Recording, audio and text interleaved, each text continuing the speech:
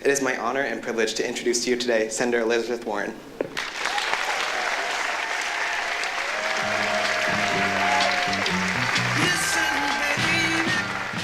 Senator Warren was greeted by a capacity crowd in the Mabel Brown Room.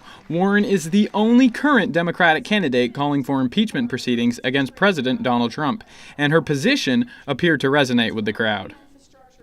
We cannot be an America that says it is okay for a president of the United States to try to block investigations into a foreign attack on our country or investigations into that president's own misbehavior. So I have called on the House to initiate impeachment proceedings.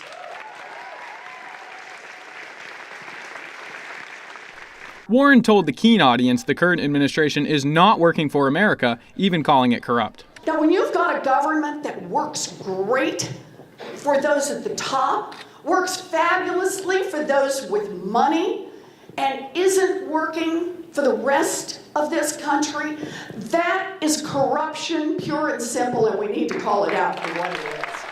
On the environment, Warren says she's willing to explore a possible carbon tax. She'd also like to see improvements to national parks. I was in Colorado that is experiencing the worst drought in 1,200 years. Think about that. And then I was in Utah, where our national parks and forests are so underfunded that we can't maintain basic hiking trails and let people have a chance to see these perfect lands of ours. I'm a huge national park person, and just hearing that she would help us, like the bears, that park that Trump took over and everything. I think it was awesome to hear her say that, and I think it was just very kind of nice to hear her say, as president, we can do so much, just right off the bat, and that she's willing to do that right off the bat. I really appreciated that.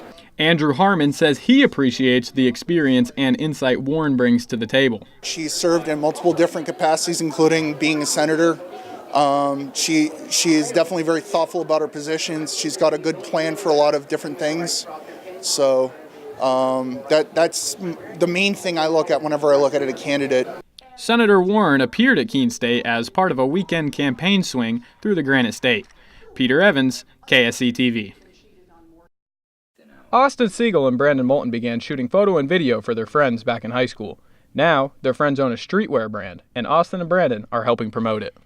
I meant to just take photos, but ended up kind of doing a behind the scenes video, and I always just help them out. And whenever we need to shoot a promo or take some photos of clothes, they'll call me up and gonna do work for them. These two friends are now sharing that opportunity with their classmates. Keene State graphic design students are now working with Doom Streetwear.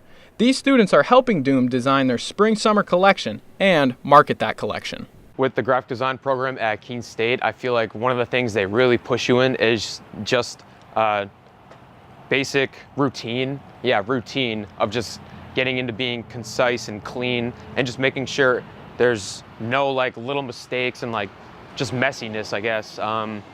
And I feel like that really carries on with Doom, especially because Doom is one of those startup companies, you could say, because it's still really in the early stages. So I feel like being clean and concise just puts it on the same level as it would with, say, any other brand like Supreme or anything like that.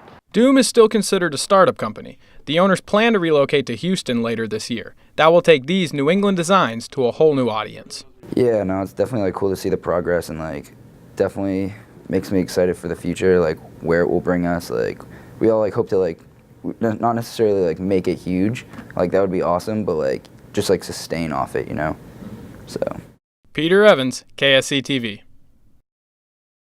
Good evening and welcome to the March 29th edition of KSC-TV News. I'm Peter Dubois. And I'm Peter Evans. Thanks for tuning in this evening. Brattleboro police have arrested a man for allegedly threatening people with a rifle while intoxicated. The Keene Sentinel reports that police arrested Joshua Teft on suspicion of aggravated domestic assault. Police say Teft used the rifle in a threatening manner around family members Saturday and then ran into the woods. Brattleboro police and Vermont State troopers searched for Teft, shutting down Route 30 near the search area for an hour and a half. The police found Deft in the woods and recovered the firearm. Deft is being held on $5,000 bail on Monday. A Winchester man has received a 2 to 4 year suspended prison sentence after pleading guilty to second-degree assault. The Sentinel reports 44-year-old Mark Coburn pleaded guilty to felony second-degree assault, strangulation, and misdemeanor domestic violence simple assault. Prosecutors say Coburn choked an intimate partner and hit her in the face in Winchester last May. Democratic State Senator Jay Kahn and other Cheshire County Democrats are calling on the New Hampshire legislature to do more for education funding. The Sentinel reports Kahn held a public event on the Keene State campus this week to highlight the state's shortcomings in support for education.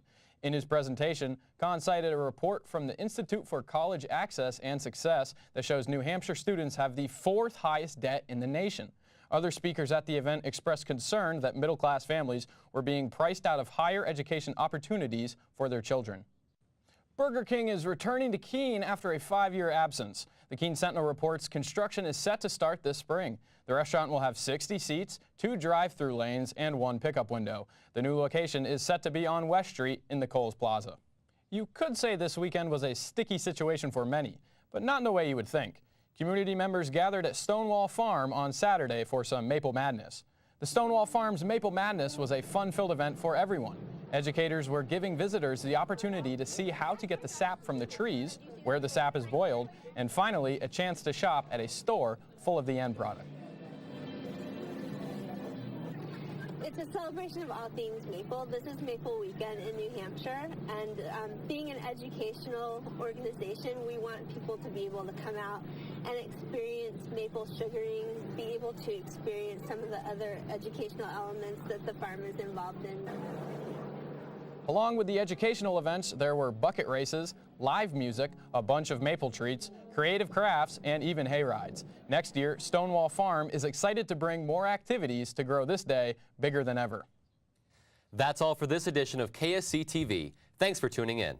We'll be back next week at the same time. We'll see you then, and have a good evening.